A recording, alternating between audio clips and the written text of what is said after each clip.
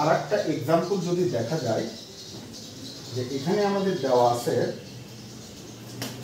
W হচ্ছে একটা মৌল, এই মৌলটা 3টা আইসোটোপের শতকরা পরিমাণ, যেমন W12 এর শতকরা পরিমাণ দেওয়া 99%, যেটা W13 এটা শতকরা পরিমাণ দেওয়া আছে 0.75%, এবং যেটা W14 সেটা শতকরা পরিমাণ দেওয়া আছে 0.25%।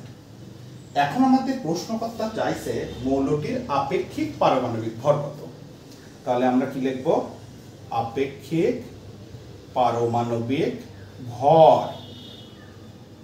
যেহেতু 3টা আইসোটোপ, তার মানে 3টার যে সূত্র সেইটা নিতে হবে।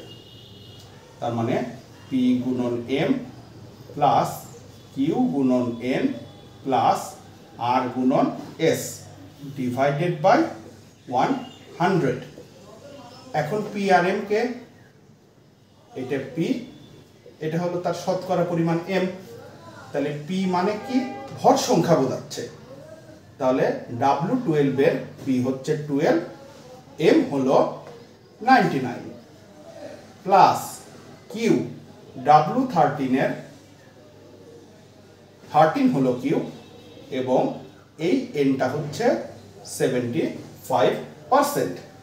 তাহলে 13 গুণন 0.75 প্লাস আরটা হলো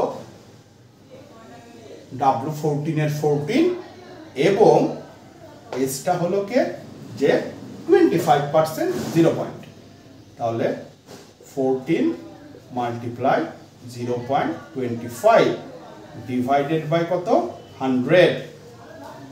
এখন এটাকে যদি আমরা ক্যালকুলেটরে ক্যালকুলেশন করি তাহলে আমাদের আসতেছে 12.012। এটাকে ইকুইভ্যালেন্ট দিয়ে আমাদের দিয়ে দিতে হবে 12, অর্থাৎ পয়েন্টের পরে যে 0 দশমিক ভগ্নাংশ মানগুলো আছে সেগুলো বাদ দিয়ে দিতে হবে।